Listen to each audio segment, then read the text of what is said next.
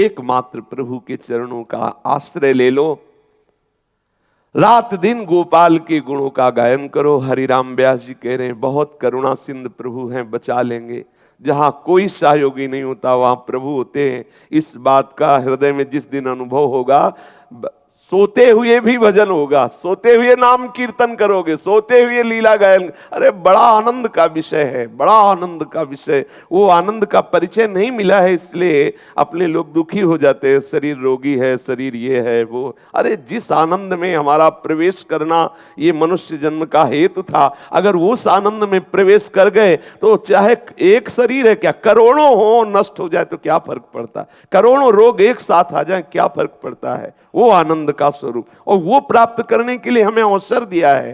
भागो, कोई तुम्हारा सहयोगी नहीं है। यहां सिर्फ आपको अपने ही कर्मों का फल भोगना पड़ेगा। बाहर से आपको जो मित्र दिखाई दे रहे हैं, बाहर से आपको जो अपनापन दिखाई दे रहा है, आपसे कहीं ना कहीं कोई स्वार्थ है। हेतु रहित केवल प्यार देने वाले प्रभु श्री कृष्ण हैं। सच्ची मान लीजिए, जिस दिन सबको इस समझ में आ जाएगा ना कि आप किसी के काम के लायक नहीं, तो आपकी तरफ कोई देखेगा नहीं, नहीं देखेगा। ये जीवन में अनुभव की बात कह रहा हूं। नहीं, कोई नहीं देखता, नहीं देखता, कोई नहीं देखता। आप बड़े रो रहे हैं, आप तड़प रहे हैं, पुकार रहे हैं, हाँ किसी को दया लगी तो 100-200 रुपए फेंक देगा आपके ऊपर, लेकिन क्या आपको दुलार कोई देगा? आपका शरीर सड़ रहा है तो कोई आपको प्यार देगा क्या? आप गोरे चिकनी चमड़ी के हैं तो आपको सब बोलेंगे प्यार करते हैं हम आपको, लेकिन आपको गलित कुष्ठ हो जाए, आपके शरीर से दुर्गंध आने लगे, आपके पास कोई संपत्ति नहीं है, फिर आप देखो आपको कौन प्यार करता है? केवल कृष्ण प्यार करते हैं। अगर कोई हेतु रहित प्यार करता है प्रभु का, विश्वास मान लीजिए आगे आपको इस बात का अनुभव होगा। उस समय आपके पास समय नहीं होगा, आज आपके पास समय है। ये महापुरुष जन चीख चीख के कह रहे मन पछतई है अवसर बीते, ऐसे थोड़ी कह रहे हैं। सावधान, एकमात्र केवल उपाय है गोविंद के चरणों का आश्रय लो। बहुत कृपालु है, मान लो, सच्ची मान लो। अब हम कैसे हृदय की बात बताओ। भय मुंह बाहे हुए खड़ा है, लील जाएगा आपको। अच्छा एक बार ये हो कि चलो मरा खत्म खेल, ऐसा नहीं।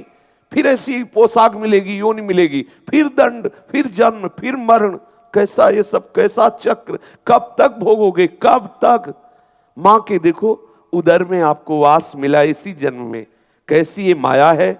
मुझे उस कष्ट का स्मरण नहीं कि मां के कैसी आंतों में, कैसे कैसे पदार्थों के बीच में, कैसे कैसे कुंडलाकार में रहा हूं, लेकिन कोई भय नहीं। हम फिर इस शरीर के भोगों में मतवाले होकर प्रीतम प्रभु का विस्मरण क्यों, ये पता नहीं कि पुनः हमारी दुर्गति होने वाली। कैसे कैसे भयानक कष्ट हमारे लिए बिल्कुल तैयार खड़े हैं, आपको समझ में नहीं आ रहा। प्रमाद स्थिति है, अज्ञान की धरा है, और जब वो कष्ट टूट पड़ते हैं तब आप असहाय होते हैं। चित्तवृत्ति मलिन है, प्रभु को पुकारने की कोई भावना ही नहीं। मारे गए, फिर मारे गए, क्या मारे गए? ये सुंदर अवसर मनुष्य जन्म मिला था कि आप ऐसे जीवन मुक्त महापुरुष हो जाए, कोई आपको छू न पावे, चाहे स्त्री शरीर हो चाहे पुरुष शरीर हो। भगवत प्राप्ति के लिए कोई आवश्यक नहीं है कि पुरुष शरीर हो तो ही भगवत प्राप्ति होगी, या ऐसा हो, इस जाति का हो, इतना पढ़े लिखे हो, ऐसी हो, कोई योग्यता नहीं। जैसा हो प्रभु आपका हो, जो भी हूं मैं आपका हूं, बस हो गया। इसी से आपका मार्ग प्रशस्त हो जाएगा। पुरुष नपुंसक नारी वा जीव चराचर कोय, सर्व भाव भज कपट तजी मोहि परम प्रिय सोए। सच्ची मानिए, भागिए, विश्वास करो, बिना श्री कृष्ण के चरणारविंद की भक्ति के तुम्हारा मंगल होने वाला नहीं। यम के द्वारे जब पहुंचोगे तब आपको पता चलेगा कितना भयानक कष्ट मिलता है। अभी आपको लगता है अरे शास्त्रों में लिखा है, ऐसे ही लिख दिया है भय देने के लिए। नहीं, परम सत्य है, आप अनुभव नहीं कर पा रहे हैं, ये आपकी अल्पज्ञता है। अगर विश्वास कर लो तो सत्य मान लो। ये रचना जितनी संसार की है, इसको सबको भोगना पड़ेगा, सुखद हो या दुखद। जब तक भगवत प्राप्ति नहीं होती तब तक हमारे शुभ कर्म कहीं स्वर्ग ले जाते हैं, कहीं अशुभ कर्म नरक ले जाते हैं। जो बचे हुए हैं शुभ अशुभ, उससे मिश्रित हमें मानव देह मिलती है। और भी कर्म बिगड़ गए, तिर्यक योनि मिलती है। ऐसे नाना प्रकार के संसार चक्र में पिसते चले आए हैं, आगे पिसते रहेंगे। एक उपाय है प्रभु की भक्ति, प्रभु के चरणों का आश्रय, हम मुक्त हो जाएं। ये सच्ची मानो, अंदर से आप व्याकुल हुई, मैं इस शरीर रूपी जेल से मुक्त होना चाहता हूं। ये शरीर भयानक बंधन है, जिसे आप प्रिय आत्मा समझ रहे हैं, जिसे आप अपना प्रीतम माने हुए हैं, जिसे आप अपना स्वरूप माने हुए, भयानक नरक है ये जो आप देख रहे हो, भयानक पीड़ा देने वाला है। इसे अभी अज्ञान के कारण आप अपना माने, इसलिए समझ नहीं पा रहे हो। प्रभु से मनाओ कि मुझे इस देह भाव से मुक्त कर दो नाथ, मुझे इस देह भाव से रहित कर दो। आप मुझे भाव देह की प्राप्ति कराकर अपने समीप बुला लो। मैं थक गया हूं इस संसार के चक्र से। आप पुकारो, आर्त भाव से प्रभु को पुकारो। ये मनोरंजन का समय नहीं है। ये जो मनुष्य जन्म है, ये मन का नाश करके प्रभु की प्राप्ति के लिए है। मनोरंजन तो और भी योनियों में होता रहा है, इसमें तो केवल आप मन का नाश का उपाय करें। कैसे हम मन की वासनाओं को मारे, कैसे हम तृष्णा को मारे, कैसे हम भोगों के सुख की बुद्धि को मारे और सच्चिदानंद प्रभु में परम सुख है ऐसा हमारी बुद्धि निश्चय कर पावे, ऐसी धारणा कीजिए। देवर्षि नारद जी भक्ति सूत्रों में महान भक्तों के गुणों का वर्णन करते हैं कि ऐसे जो गुणों से युक्त महापुरुष हैं उन्हें भगवान बहुत प्यार करते हैं। इस सूत्र में वर्णन कर रहे हैं कि ये गुण भक्त में होने ही चाहिए। अगर ये गुण नहीं आ रहे हैं तो अभी भक्ति नहीं है हृदय में। बहुत ध्यान पूर्वक सुने। देवर्षि नारद जी कह रहे हैं, भक्ति रूपी सूर्य का उदय जहां हो गया तो उसके प्रकाश में दिव्य सद्गुण अपने आप प्रकट हो जाते हैं। पूज्य भाई जी महाराज कह रहे कि जो भगवत प्राप्त महात्मा है, जो भक्त भगवत तत्व का बोध प्राप्त कर चुके हैं, उनका परीक्षण हम इन गुणों से ना करें कि भाई हमने सत्संग में सुना ये गुण तो इसमें है कि नहीं, अगर नहीं है तो भक्त नहीं है। ये हमें अंदर अपने देखना है। ये सत्संग अब सिर्फ अपने लिए हो रहा है, इसका प्रयोग हम दूसरों पे ना करें कि हम सुना और दूसरों पर दृष्टि डालें, फिर उसमें किसी में गुण बुद्धि, किसी में दोष बुद्धि, तो आप भक्ति से रहित हो रहे हैं। ये जितना ज्ञान है ये अपने सुधार के लिए, अपने अंतःकरण के लिए, स्वांता सुखाय के लिए है। जब आपका अंतःकरण इन सद्गुणों से युक्त होगा तो सब प्रीतम ही है, यही दिखाई देगा।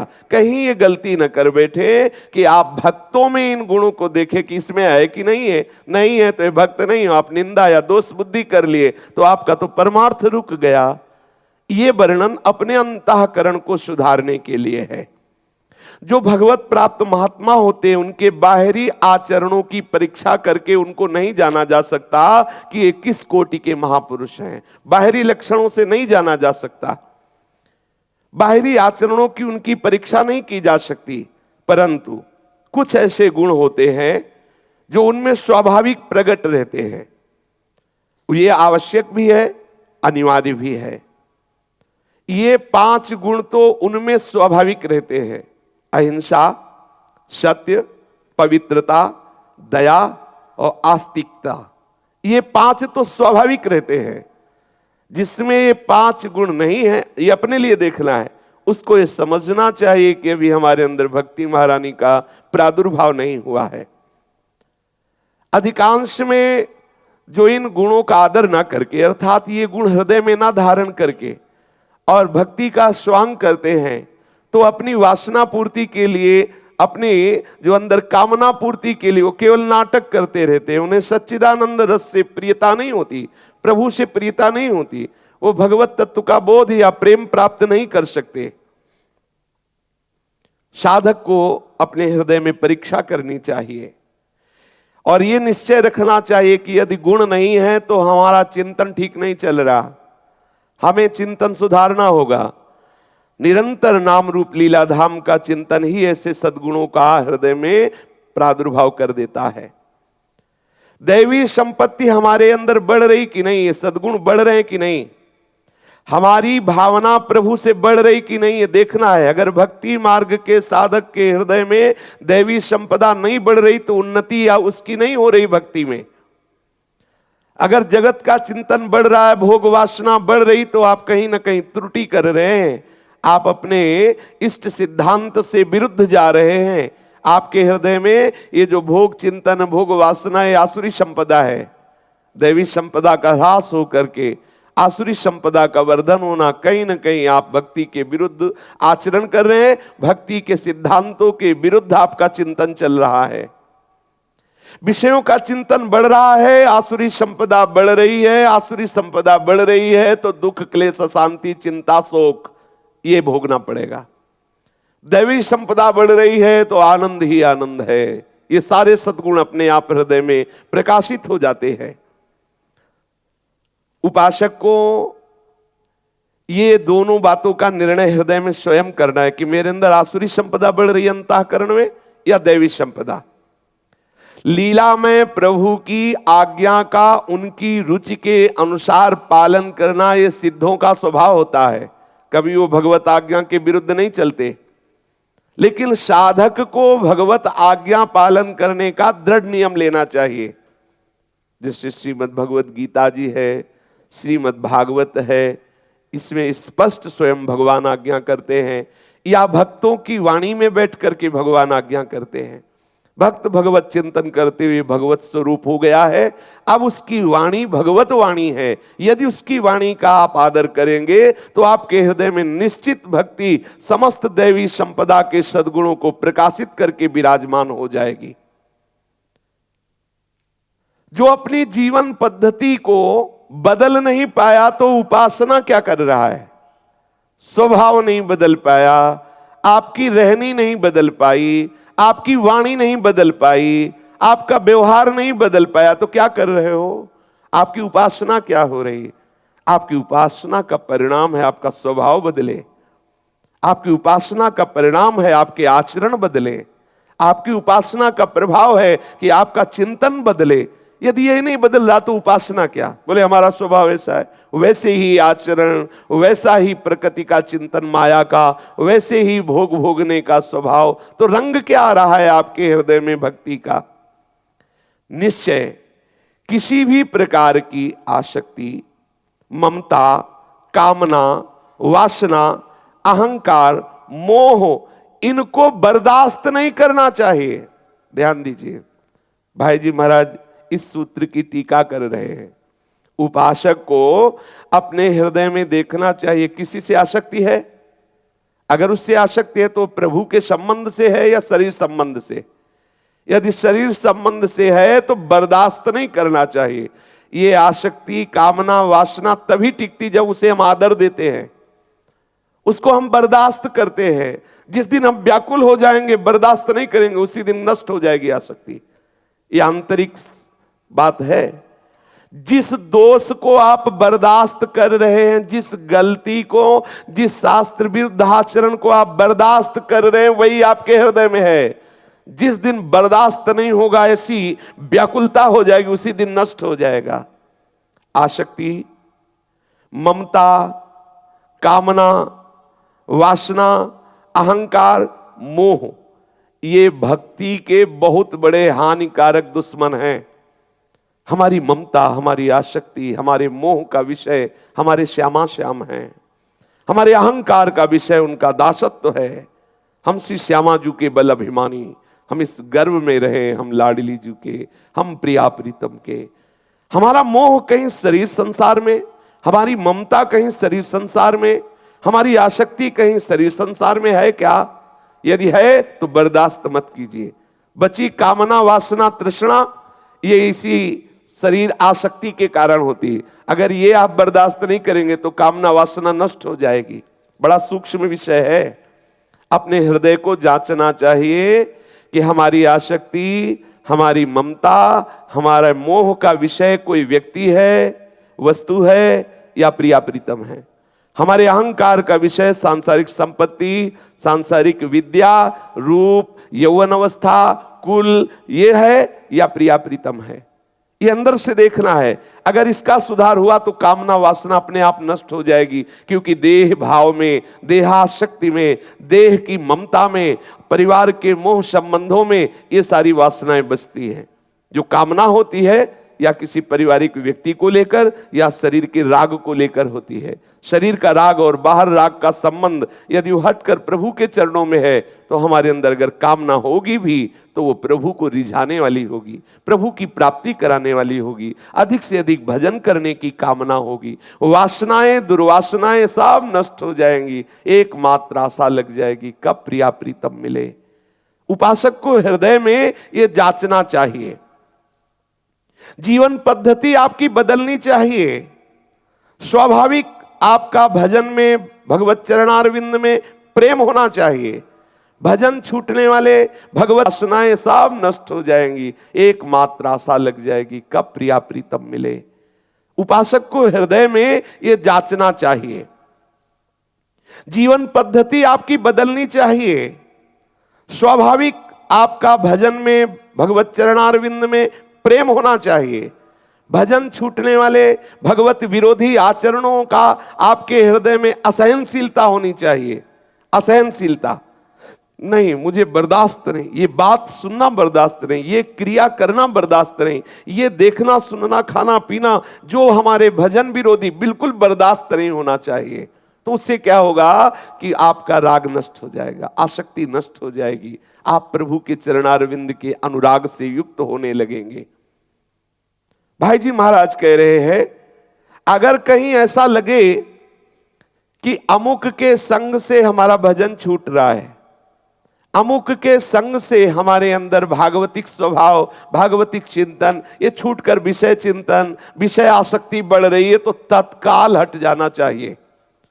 प्रभु को प्रणाम करके, उनका बल लेकर के तत्काल उससे संबंध हटा लेना चाहिए, चाहे वो कोई भी हो। ये जीवन केवल प्रभु के लिए है, कोई भी संबंध हो।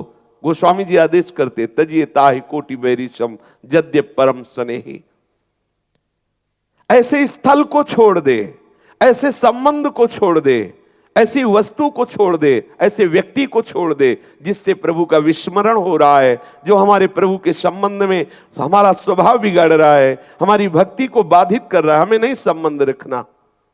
भरत जी, प्रहलाद जी, विभीषण जी, श्री गोपीजन इसके उदाहरण हैं, जहां उनकी इष्ट प्रियता में जिनसे बाधा हुई तत्काल उनका त्याग कर दिया। चाहे वो माता हो, पिता हो, भाई हो, पति हो, पुत्र हो, यदि वो हमारे भगवत भाव में विरोध पैदा करता है तो हमारा है ही नहीं। सदाचार नीति का पालन तब तक हम करेंगे जब तक हमारी भक्ति का विरोध नहीं है। यदि भक्ति का विरोधी है तो हमें उस सदाचार से भी मतलब नहीं, उस नीति से भी मतलब नहीं, उस प्रीति से भी मतलब नहीं जो हमारे प्रीतम की प्रीति में बाधा कर दे। ये हृदय में बैठालने का विषय है, इससे हमारा हृदय भक्ति रंग से युक्त हो जाएगा। हमें उस नीति को भी स्वीकार नहीं करना, उस सदाचार को भी स्वीकार नहीं करना, उस प्रीति को भी स्वीकार नहीं करना जो हमारे इष्ट के भाव में विरोध पैदा कर दे। बोले ऐसी नीति है, वो नीति हमारे किस काम की? सो सब धर्म करम जर जाऊ, जहां न राम पद पंकज भाऊ। मेरे प्रभु के प्यार में बाधक बन जाए ऐसा मुझे सिद्धांत भी नहीं चाहिए। इसीलिए वेदानपि सन्यस्तसा केवलम अवच्छिन्न अनुरागम लभते, वो वेद का भी त्याग कर देता है। न लाज तीन लोकन की, न वेद को कहो करे। जो नीति, जो सिद्धांत हमारे प्रीतम के प्यार में बाधक हो जाए उसको प्रीति न काहू की कान विचारे। मार्ग अपमार्ग बिथकित मन को अनुसरत निवारे, प्रीति न काहू की कान विचारे। हमारे प्रीतम के प्रेम में वृद्धि हो, ऐसे व्यक्ति का संग, ऐसे वस्तु का सेवन, ऐसे स्थान का सेवन, ऐसा हमारा संबंधी यदि हमारे प्रीतम के प्रेम में बाधा हो जाए, वो संबंध, वो स्थान, वो वस्तु, वो व्यक्ति त्याज्य है, कोई भी हो, तजिए ताहि कोटि बैरिशम यद्य परम स्नेही। हमें नहीं स्वीकार करना हृदय से वो मेरा है। मेरे प्रीतम के नाम रूप लीला धाम की अवहेलना करे, मेरे प्रीतम के प्यार में वो अश्रद्धा रखे और हम उसे अपना प्रेमी माने, अपना संबंधी माने। कैसे हम भक्त हैं, कैसे हम भगवत प्रेम मार्ग के पथिक हैं। पूज्य भाई जी महाराज व्याख्या कर रहे सूत्र की। सारे विधि निषेध प्रभु की चरण प्राप्ति के लिए है। यदि प्रभु की चरण प्राप्ति में कोई विधि निषेध बाधा करे तो विधि निषेध का भी त्याग कर दे। शास्त्र विधि निषेध की ही आ गया, ये करना चाहिए, ये नहीं करना चाहिए। और जब उपासक प्रेम लक्ष्य बना लेता है तो करनी अकरनी दो विधि भूले, विधि निषेध सब रहे धरे, नर हरिदास ते भय बावरे, जे यह प्रेम प्रवाह परे। क्या करना चाहिए, क्या नहीं करना चाहिए, क्या विधि है, क्या निषेध, दोनों को प्रणाम करे। केवल एक ही विधि है, प्रीतम का सतत अनुराग भरा स्मरण, लीला गायन सेवन, सब निषेध। और केवल एकमात्र रसिक अनन्य निशान बजायो, एक श्याम श्यामा पद प्रीति, श्री हरिवंश चरण निज सेवक, विचले नहीं छाणी रस रीति। विचलित नहीं होना, अपने प्रीतम को केवल दिया। ये प्रेम का परम महामहिमामय मार्ग है। जो व्यक्ति, जो वस्तु, जो संबंध, जो सिद्धांत हमारे प्रभु के प्रेम में बाधा पहुंचा दे, हम तत्काल उसका त्याग करते हैं। और समस्त सिद्धांतों का एक ही फल है, प्रभु से प्रेम हो जाना। इसीलिए सब संपूर्ण शास्त्रवेत्ता महापुरुष उसकी जय जयकार करते हैं। जिसके हृदय में गोविंद के प्रति, किशोरी जी के प्रति अपनापन हो गया, प्यार हो गया, उसने सब सिद्धांतों का फल प्राप्त कर लिया।